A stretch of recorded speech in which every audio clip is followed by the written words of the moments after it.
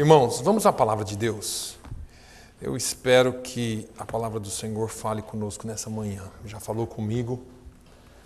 A Janaína já até está olhando para mim ali assim, o que vem dali hoje? Segura aí, irmã Janaína. Segura aí. Eu tenho ouvido bastante coisa, irmãos. A gente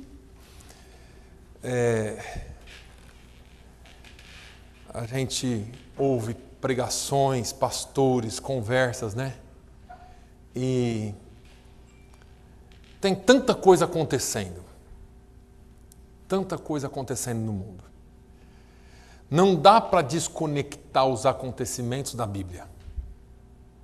A palavra de Deus, como dizem os entendidos, é mais atualizada do que o jornal de amanhã.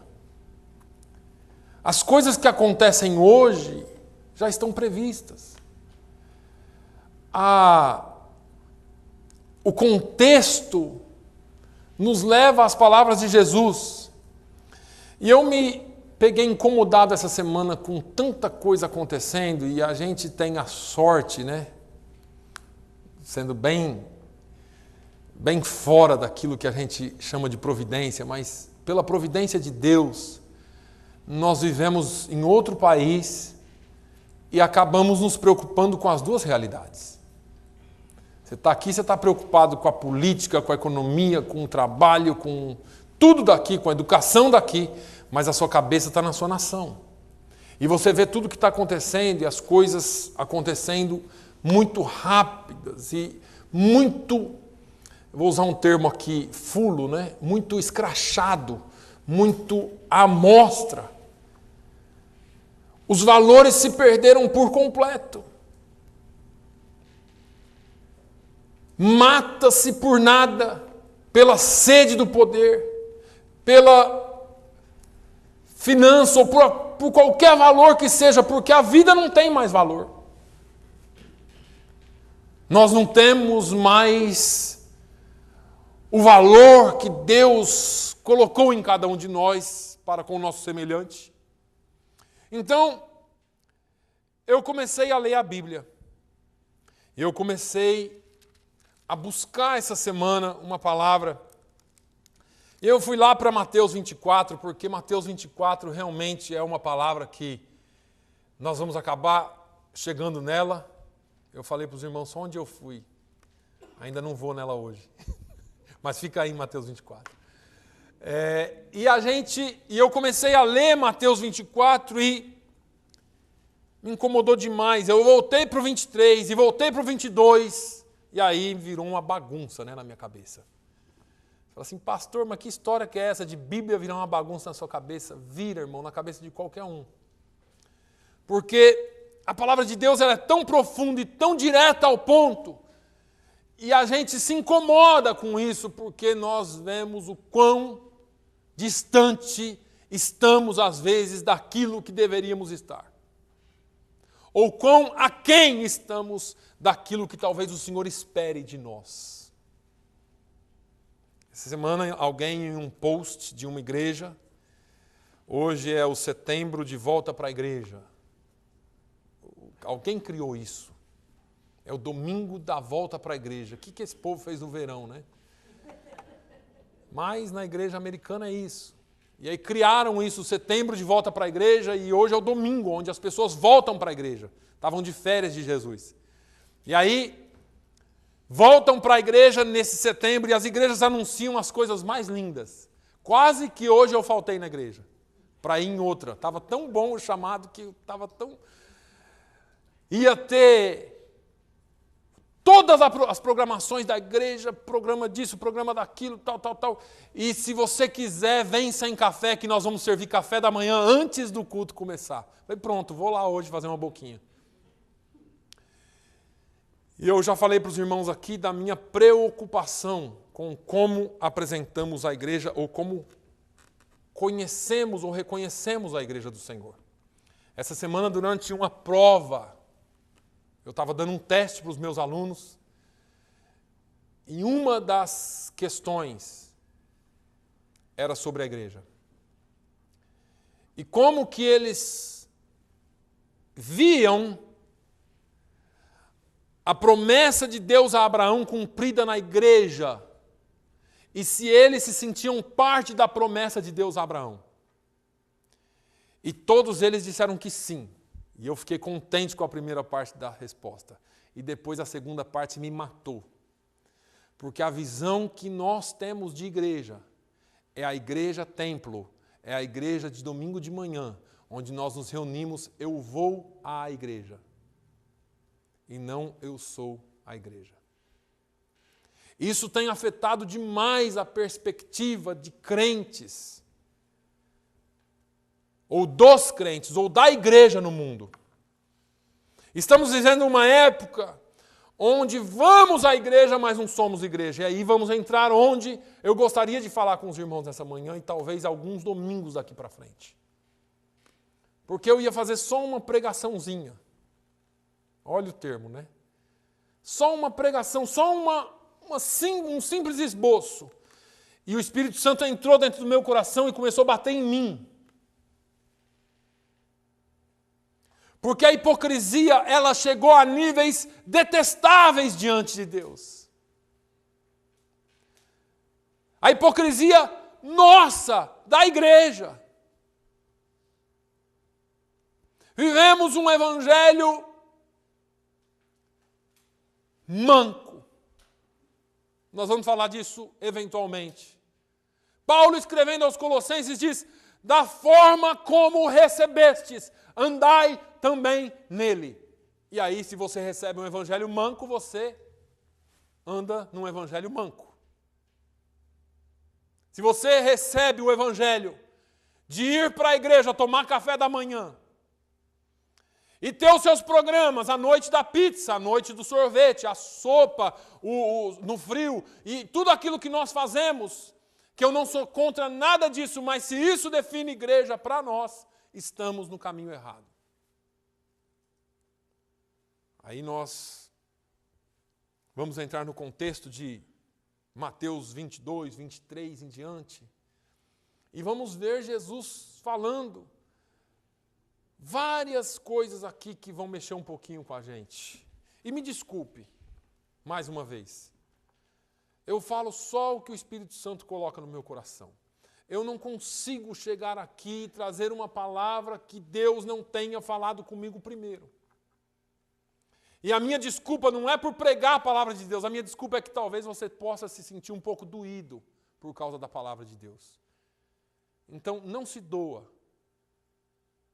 A Bíblia diz, quando Jesus escreve a carta à igreja de Laodiceia, no capítulo 3, do versículo 14 em diante de Apocalipse, a Bíblia fala, Jesus fala assim: olha, eu corrijo e açoito a todos quanto amo. Se Deus ainda nos corrige, se você ainda sente alguma coisa, é porque Ele está tocando em você, porque você ainda está vivo. E se você está vivo, Ele ainda te ama e Ele ainda vê esperança em você e em mim.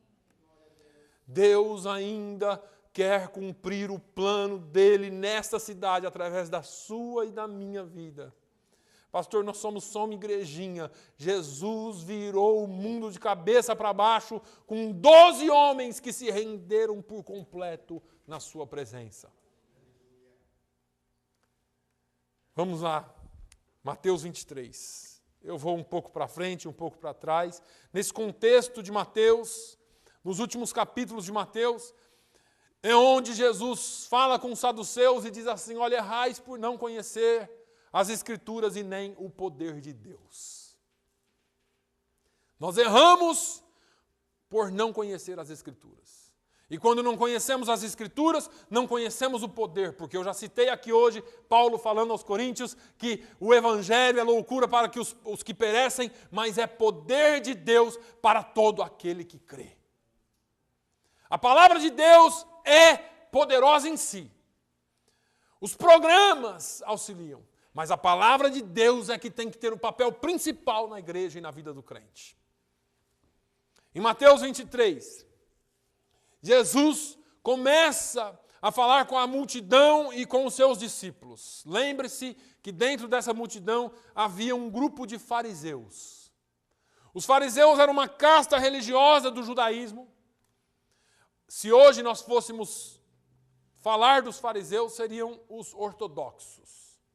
Os fariseus, ou melhor, os judeus ortodoxos. Eu frequentei uma sinagoga ortodoxa por muitos anos.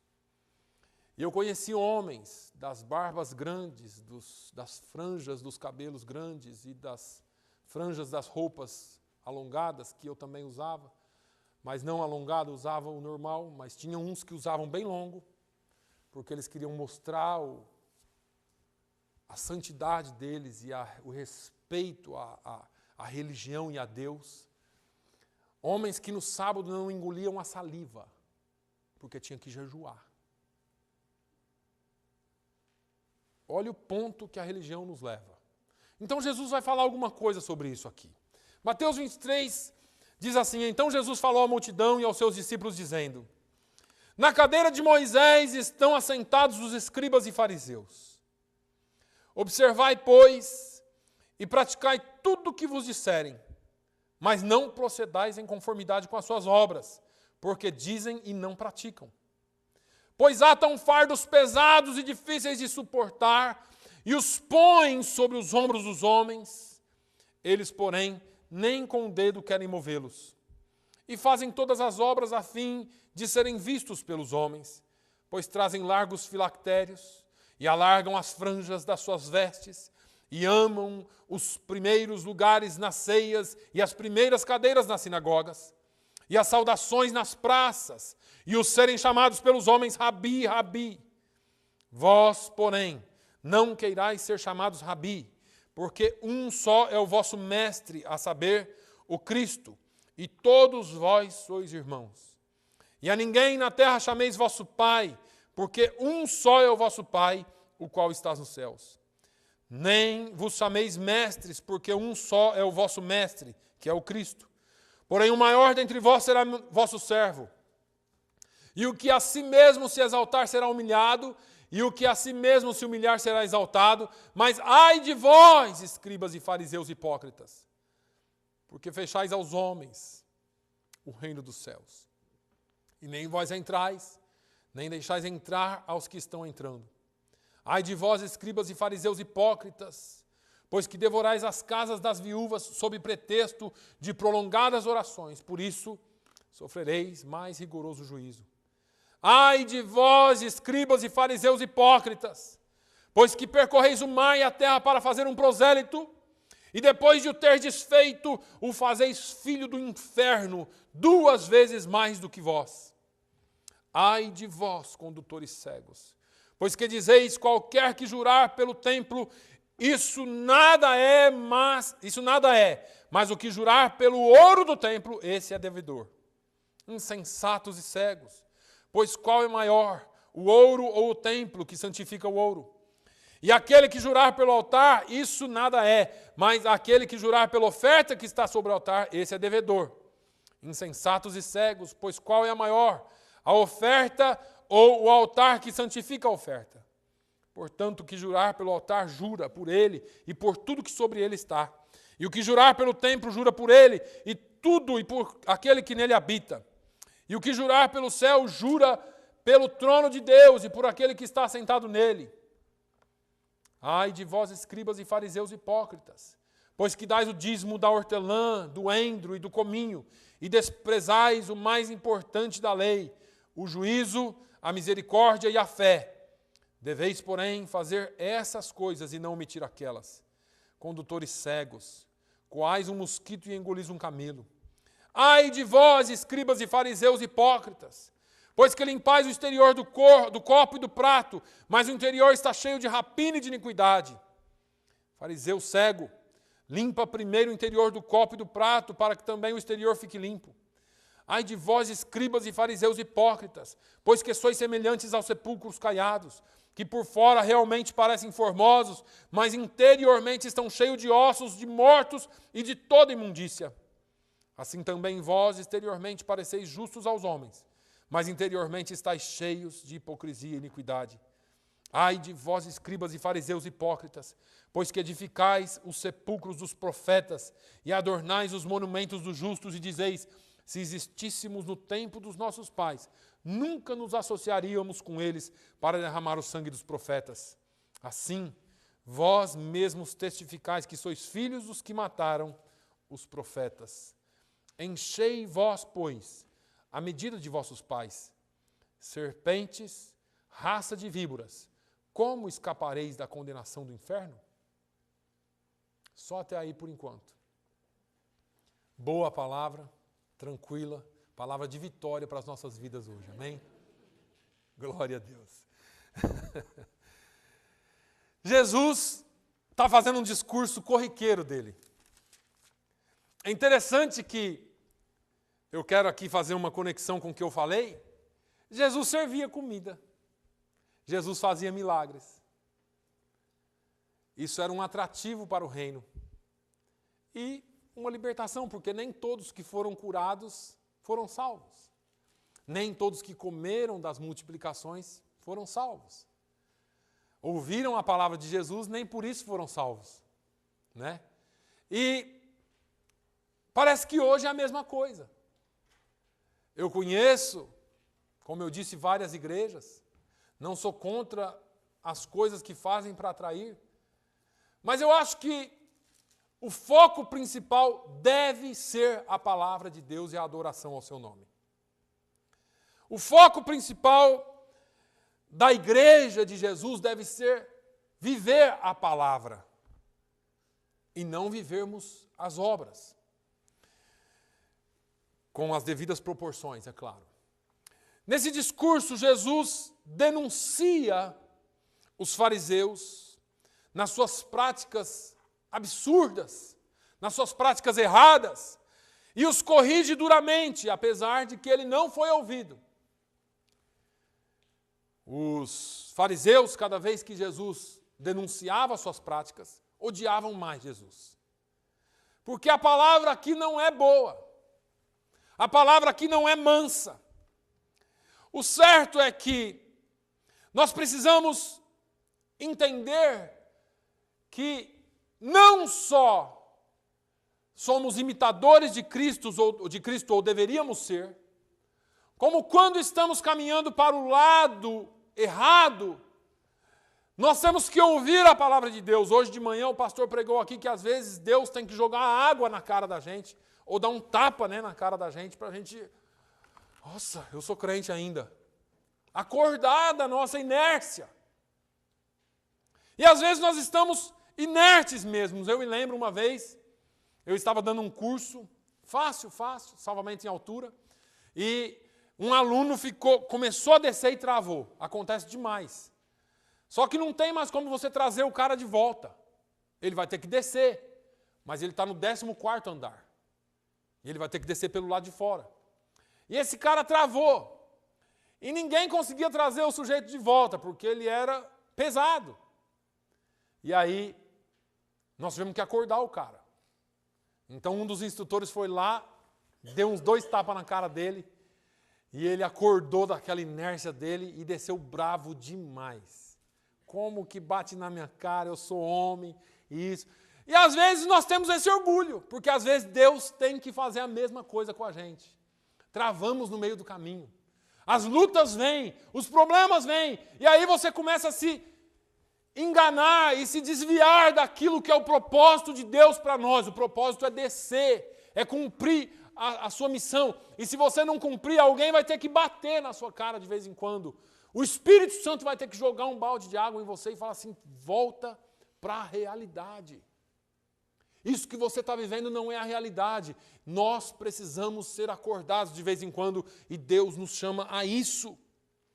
Nós precisamos sair do evangelho de palavras e entrarmos no evangelho da prática. Me lembro uma vez, eu estava ouvindo uma música bem mundana. Eu tinha lá meus 18, 19 anos. Mas daquelas de... E alguém chegou em mim e falou assim, rapaz, você é crente, você está fazendo isso? Eu falei, eu não sou crente. Crente não faz o que eu faço. Eu conheço a palavra, mas eu não sou crente. Naquela época eu não era. Muitas vezes, irmãos, nós estamos nessa situação que o mundo está apontando o dedo para nós e dizendo assim, aquele crente está fazendo isso. Olha lá, ela é crente, ele é crente e está fazendo isso. E nós precisamos acordar porque nós não podemos viver nesse evangelho do país das maravilhas, onde a gente fala que é e não é. Isso é hipocrisia e isso é uma das coisas que Deus mais odeia na vida de uma pessoa. É você pregar algo que você não vive. É você pregar alguma coisa e a sua vida não refletir aquilo. Então, da mesma forma que Jesus denunciou aqueles fariseus, hoje a palavra dele continua denunciando a igreja. Porque essa palavra aqui não era só para a multidão, essa palavra aqui era para os fariseus e eles eram a religião da época. E aí nós precisamos definir um pouquinho o que é a religião, já já nós vamos fazê-lo. A palavra de Deus diz que a fé vem pelo ouvir, e ouvir a palavra de Deus.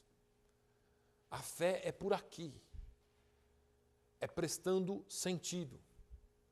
Eu falei aqui algum tempo atrás, alguns anos atrás, que a igreja perdeu a capacidade de ouvir. Ouve, mas não escuta, ou escuta, mas não ouve. Não sei bem qual que é a definição disso, ou como definir bem isso. Ouvimos, mas é aquela velha história, entra por um lado e sai pelo outro. Ouvimos todos os domingos, todas as quartas, segundas, mas passa desapercebido. Ontem, enquanto conversávamos na nossa viagem, fomos numa reunião de obreiros e quando estávamos voltando, eu estava falando disso com o pastor. Porque coisas que foram faladas recentemente são repetidas. E o pastor me perguntou assim, não ouviu? E aí eu tive que responder, eu falei, ouviu, mas algumas pessoas não têm noção do que é importante e do que não é importante. O que é importante é obedecer e o que não é importante é obedecer. Não é nem por obediência, é seguir. Vamos lá, nós vamos chegar lá. A palavra de Deus, ela nos denuncia. A palavra de Deus tem que descer ao coração, irmãos, para mudar algo em nós. Nós precisamos viver de acordo com a palavra se quisermos herdar o reino, herdar o céu. Mateus, do capítulo 23, dos versículos 1 ao 39, é esse confronto. O conteúdo desse discurso já havia sido usado por Jesus lá em Lucas 11. Aliás, outros evangelistas falam do mesmo discurso, né? Lucas é um deles, Marcos também fala. Mas agora, Mateus ele escreve de forma que a acusação no templo em Jerusalém está lá dentro da casa do inimigo. É como se ele entrasse na igreja hoje e começasse a apontar os erros da igreja. Dos versículos 1 ao 12, Jesus faz essa advertência aos fariseus. Jesus dirige essa palavra diretamente para os discípulos na presença da multidão. Então ele começa a falar para os discípulos aquilo que eles têm que prestar atenção. E é isso que eu quero que você preste atenção hoje. Ele diz assim, olha, eles se assentam na cadeira de Moisés. Irmão, aqui não. E eu não estou sendo hipócrita, aqui não.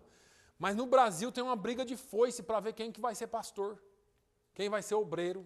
Aqui eu tenho que quase que matar o povo para querer ser obreiro. Lá não precisa. Lá eles se matam por si só para ser. É uma posição boa.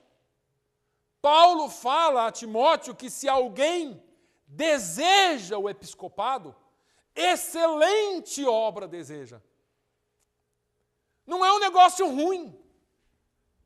Vem comigo. Não é ruim. É bom, é excelente. É algo que tem que ser chamado, tem que ser escolhido, tem que ser tratado, trabalhado, senão não aguenta de tão bom que é. Mas a obra é excelente. Aí, ele fala assim, eles se assentam na cadeira de Moisés. Em outras palavras, ele está dizendo, eles ocupam a posição de Moisés entre vocês como expositores da lei. Veja bem, Deus chamou pastores, e agora, apesar de não ter nenhum aqui a não ser o Andrew que não está entendendo nada, Andrew, I just said your name, but don't worry, I'm talking good about you. A não ser o pastor Andrew, não tem ainda algum pastor aqui, mas tem alguns no caminho do pastorado. E é bom que vocês saibam que é uma obra excelente, mas é para expor a lei. É para expor a palavra de Deus. Pastores não falam o que querem. Pastores falam o que o Senhor Jesus manda, o que o Espírito Santo coloca no coração. Irmão, se tem uma coisa que me incomoda é quando chega no domingo de manhã e eu não tenho palavra para a igreja. Eu não subo aqui sem uma palavra. Eu venho para cá, eu vou orar, eu vou implorar, porque eu já orei a semana inteira e às vezes é proposital. Deus segura para dar uma palavra na última hora que você está precisando, que eu estou precisando. Quantas vezes o Senhor muda, mas não queira você fazer pelas suas próprias forças.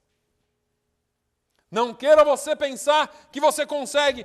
Olha, a posição era muito boa. O que acontece é que hoje muita gente não dá valor a essa posição. Vai no automático, eu sei o que eu estou fazendo. Rapaz, qualquer coisa eu prego da viúva, do filho da viúva de Naim. Eu prego lá da mulher samaritana e o cara sabe. Só que é só aqui. E começa a ser desleixado na palavra. Começa a ser alguém que não prepara mais. Aí a igreja chega aqui e fala assim, nossa, hoje o pastor estava ungido, hein? No próximo domingo, hoje o pastor não estava tão ungido, não. Mas a situação era caótica. E hoje, muitas vezes, nós passamos pelas mesmas coisas. Porque hoje, uma grande maioria do povo, e eu sei que não é a realidade dessa igreja, em nome de Jesus, busca coisas para alegrarem-se a si mesmos. Quando eu estava falando desses posts, que eu vi de igrejas apresentando os seus negócios aí, o que você faz quando você apresenta uma igreja que dá tudo o que você quer? Você atrai o maior número de egoístas possível. Porque tem tudo o que eu quero, não tem o que eu preciso. E aí a gente faz o que o mundo faz, oferece.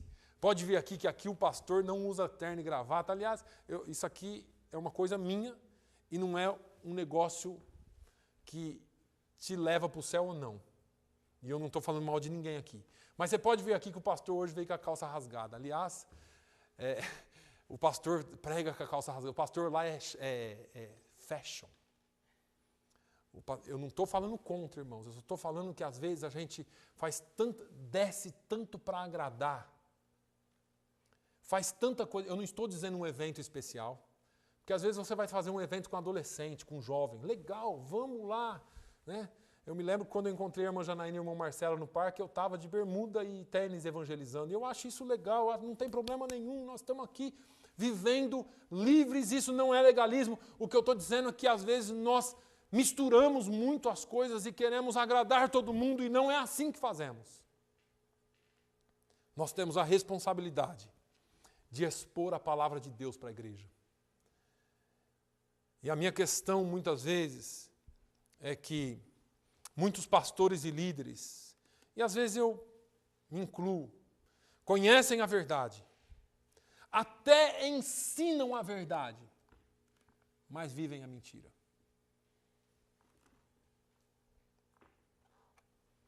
Conhecem, ensinam a verdade, mas vivem a mentira. Talvez você conheça alguém assim. Quantos se perdem? Porque o que mais importa para eles é a popularidade. Eu ouvi alguém dizer para mim que se ele mudasse, ele perderia tanta gente na igreja. Alguém muito próximo a nós, Bruno, falou assim, pastor, se você pregar isso lá na igreja, metade da igreja vai embora. Eu não sei o que estão pregando. E eu estou falando aqui de coração diante de vocês. Eu não sei o que estão pregando. Cada um de nós vai dar conta diante de Deus. Cada um de nós vai entrar na presença dele. As palavras bonitas, elas arrastam a multidão. Elas arrastam o povo. Mas são, às vezes, multidões, como Jesus arrastava, que não vão para o céu. Pastores, líderes que pregam a vida toda, pregaram a vida inteira. No final das suas carreiras, mudam a sua teologia. Eu vi um pastor famoso no Brasil. Não cito o nome por ética. Famoso. Pastor de uma igreja grande, conhecida no Brasil, na zona sul do Brasil, de São Paulo. Com igrejas em todos os estados. Um homem reconhecidamente um teólogo. Declarar, eu não sou mais evangélico, porque eu não me encaixo mais nesse hall. E perguntaram para ele por quê. A entrevista dele é longa e eu li toda. Por quê? Porque eu não acredito mais na volta de Jesus.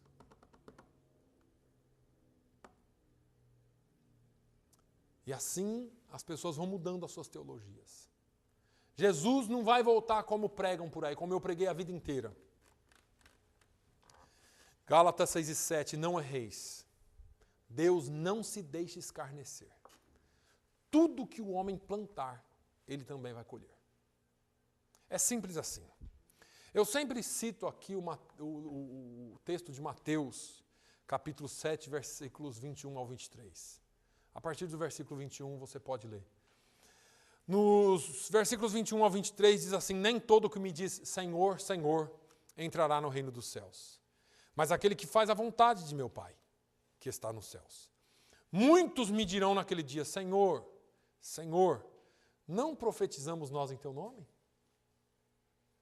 E em Teu nome não expulsamos demônios? E em Teu nome não fizemos muitas maravilhas? E então lhes direi abertamente, nunca vos conheci, apartai-vos de mim, vós que praticais a iniquidade. É interessante que esse negócio é muito sério, mas a Bíblia se tornou algo muito poético e muito romântico para nós. Nós lemos, conhecemos, mas não estamos, parece que, processando esse negócio. E já senti o frio na espinha. Geralmente quando a gente faz alguma coisa errada é pego, né? Dá aquele frio na barriga, na espinha, assim, corre. Às vezes eu tenho isso sozinho. Porque eu falo onde que eu estou e onde eu quero chegar, onde nós queremos chegar com essa história. E eu vou repetir um negócio para você que eu repito sempre aqui. Eu quero ir para o céu. E se esse título, que é só um título, for me levar para o inferno, eu não quero mais esse título. Eu quero sentar, ouvir a palavra de Deus e ser crente, e ir para o céu. Quero viver uma vida de santidade. Não uma vida careta, não um cara fechado para o mundo, que não tem com quem se relacionar, que não ganha ninguém para Jesus porque é crente. Está de terno na praia, que nem o Manuel, domingo no batismo. O cara vai de terno para o batismo, irmão. Na praia. Glória a Deus. Eu não podia deixar passar, irmão Manuel. Mas é sério. Você não consegue atrair ninguém de jeito nenhum, porque você é um ET, no sentido amplo da palavra. Não é disso que a Bíblia está falando, irmãos. Nós precisamos ser santos no nosso viver.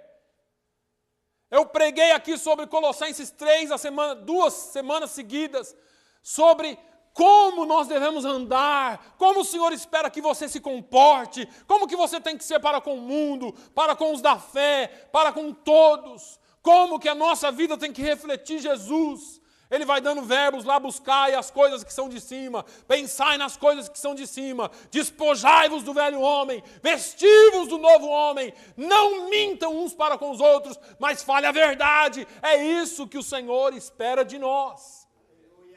Deus não quer um ET andando na rua, uma ET andando na rua, e o povo olha e fala assim, aquela ali é lá da igreja fulana de tal, porque eu já até sei só pelo jeito dela andar. Não tem um sorriso no rosto, não se relaciona com as pessoas. Era assim esses homens. Eles ficavam no canto das praças, e eu sei muito bem disso. Eles ficavam lá rezando, orando, rezando aquela reza o tempo todo, chacoalhando o corpo assim, e rezando, rezando. E o povo passava, nossa, é crente, hein? Até aqui na praça ele ora, hein? Nossa, mestre Bruno, mestre Manuel, Rabi. E eles se inchavam todos, falavam assim, ainda bem que eles viram que eu sou santo. Ah, se não vê, eu excluía da sinagoga. E aí, as pessoas confundem ser cristãos de verdade com esse negócio de aparência. Esses homens aqui, eles fizeram tudo para Deus. Eles expulsaram demônios, eles profetizaram no nome de Jesus, eles fizeram maravilhas no nome de Jesus. Levanta e anda, levantava e andava. Cego vê, via. Olha, eis que te digo, filho meu. Profecia. Não estou falando contra os dons espirituais aqui, eu estou só fazendo um exemplo. Nós cremos nos dons espirituais. Nós sabemos que Deus usa. Mas o Senhor não está à procura de homens e mulheres usadas. Paulo fala para Timóteo, procura apresentar-te a Deus aprovado. Você tem que ser aprovado por Deus, porque você pode ser usado aqui do jeito que você quiser, mas se você não for aprovado, você não passa. Você não entra. Esses homens fizeram tudo. Eram homens populares, pregavam para multidões, tinham todo o respeito da multidão. Oh, aquele é o cara. Esse é o profeta do momento. Me faz lembrar Saul, lá em 1 Samuel 13. A Bíblia diz que os filisteus se levantaram contra Israel, acamparam lá numa cidade que eu não consigo falar o nome de cabeça, e ficaram para pegar. Só que o negócio era estreito. Tinha, além dos carros, o escritor de Samuel, de 1 Samuel, diz que eram homens como a areia da praia. Muitos, incontáveis. E aí, a Bíblia fala lá em 1 Samuel 13 que os judeus, os hebreus, que estavam com Saul, estavam angustiados, estavam perdidos e começaram a fugir para a caverna, para a fortaleza, para isso, para aquilo, se esconder. E alguns que ficaram seguiram Saul. E a Bíblia diz assim, e Saul esperou por Samuel 7 dias. E como Samuel não vinha, o povo começava a se dispersar. E Saul, para não perder o povo, correu, pegou o holocausto e fez o sacrifício. Quando ele terminou de fazer o sacrifício, quem aparece? Samuel. Samuel aparece e Saul vem, ô profeta. Que bom que o senhor chegou. Samuel olhou assim e falou assim, que negócio que é esse aí, queimado aí? Não, sabe o que é? Você demorou demais. E o povo estava abandonando, o povo estava me deixando. Então eu resolvi sacrificar a Deus, sabe como que é? Eu não ia para a guerra sem orar, né?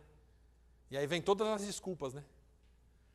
E aí Samuel falou assim, olha, o teu reino seria aprovado hoje. Hoje era a sua prova. Mas porque você não passou na prova, Deus tira de ti o teu reino. E eu vou escolher um outro rei para Israel. Irmãos, nós não vivemos de popularidade. Nós vivemos de credibilidade e de obediência a Deus. Crente não vive de popularidade. Eu quero ser popular na faculdade. Eu quero ser popular onde eu estou.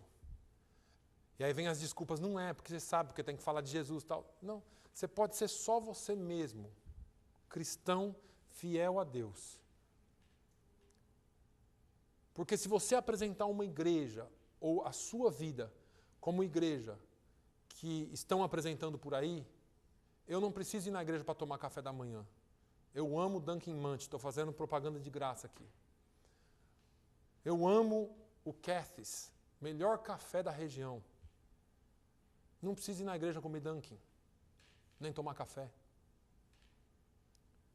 O jeito que você apresentar a sua igreja, as pessoas que são interessadas naquilo que você apresenta, vêm. Começa a apresentar Jesus. Começa a apresentar o Deus que muda situações, que transforma, que fortalece, que leva para o céu. E você vê que as pessoas que precisam disso vão vir para a igreja. Pastor, mas isso não enche igreja, não tem problema. Eu não estou aqui buscando a aprovação de homens. Com quantas pessoas eu tenho na igreja? Eu estou pregando com responsabilidade, porque eu quero entrar no céu. Aquele dia que eu chegar lá, eu não quero ouvir isso que esses homens vão ouvir. Eu quero ouvir Deus dizendo, servo bom e fiel. Foste fiel no pouco, sobre muito eu vou te colocar. Entra para o gozo do teu reino. Irmãos, nós não estamos atrás de grandes movimentos, nós estamos atrás de fazer o que Jesus mandou. Olha, se você só obedecer a palavra de Deus, está bom demais para a sua vida. Pregue, fale. O nosso compromisso deve ser com a obediência, com credibilidade com os homens. Quem é você quando você passa na rua? Ontem eu estava conversando com o pastor da Helena, irmão Manuel, a Helena. Eu me lembro que eu fui com o pastor num determinado lugar aí, e ela veio atender, negócio de seguro de carro. Aliás, uma moça veio atender, e a Helena estava sentada lá atrás, eu cumprimentei ela, e ela saiu e veio e falou assim, olha, eu não sei o que ele quer, mas o que ele pedir pode fazer, que ele tem palavra. Isso ficou marcado. Só porque nós temos que ser crentes e cumprir com a nossa palavra. Como as pessoas te veem, reflete no tipo de cristianismo que você tem. Aquele ali, rapaz, não vende para ele não, que é caloteiro. Cuidado com aquele ali. Oh, isso aí é encrenqueiro, isso aí é isso, isso aí é aquilo. Irmãos, nós temos que ser fiéis a Deus. Os olhos do Senhor estão sobre os justos da terra. Ele está sobre você. E um dia, Ele vai chamar você pelo nome. Essa palavra de Mateus 23, ela é fortíssima, sabe por quê? Nós vamos chegar lá. Estou terminando hoje. Porque ela é o contexto de Mateus 24, a grande tribulação. Como que nós vamos nos comportar? E aqui eu não vou entrar na área escatológica para dizer, nós vamos passar pela tribulação ou não vamos passar, Jesus vem antes ou Jesus vem depois. Não. Eu só estou dizendo o seguinte, os verdadeiros cristãos, independente de passar ou não pela tribulação, serão sempre os verdadeiros cristãos. Lembre-se que essa palavra é o contexto de toda a grande tribulação. Jesus está falando aqui de um povo hipócrita que quando chegar a tribulação não vai aguentar. Mas Jesus também nos dá aqui algumas coisas para que quando nós enfrentarmos as dificuldades, você não quebre o concerto que você tem com Deus por causa da sua popularidade, por causa de aparência, por causa de hipocrisia. Que você seja fiel a Ele em todos os momentos. Que você busque a Deus em todos os momentos e represente bem Ele aqui na terra. Porque nós, crentes do Novo Testamento, estamos assentados na cadeira de Moisés. Foi dado a nós a incumbência, ide, portanto, e fazei discípulos de todas as nações. Essa incumbência é nossa. Essa incumbência de pregar o Evangelho a toda criatura é sua, não é só do pastor. É nossa. O Senhor te trouxe aqui para um propósito, e não foi se reunir domingo de manhã aqui. O propósito é que você venha aqui, seja alimentado, e nos outros 6 dias você seja uma arma de Deus contra o inferno em Fall River e região. Que Deus abençoe sua vida, feche os seus olhos. Pai, eu te louvo e eu te agradeço por esse dia. Eu te louvo porque o Senhor cuida de nós. O Senhor, através da tua palavra, fala, profetiza em nossas vidas.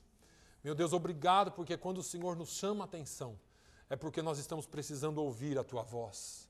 Ah, meu Deus, mas eu te louvo porque ainda quando o Senhor nos corrige, é por causa do Teu amor. É porque o Senhor nos ama tanto. É porque o Senhor cuida tanto de nós, que nós só temos a Te agradecer, ó Deus, a Te louvar, Senhor, por tudo que o Senhor tem feito. Oh, meu Deus, leva-nos além. Leva-nos além. Intimidade contigo é o que nós precisamos. Intimidade com o Senhor é o que nós precisamos. Pai, muito obrigado pela Tua palavra. Nos fortaleça pela Tua palavra. Nos guie pela Tua palavra. Que nós possamos representar bem o Teu reino, ó Deus, baseados na Tua palavra. É no nome de Jesus, ó Deus, que eu oro nessa manhã. Convido você a ficar de pé.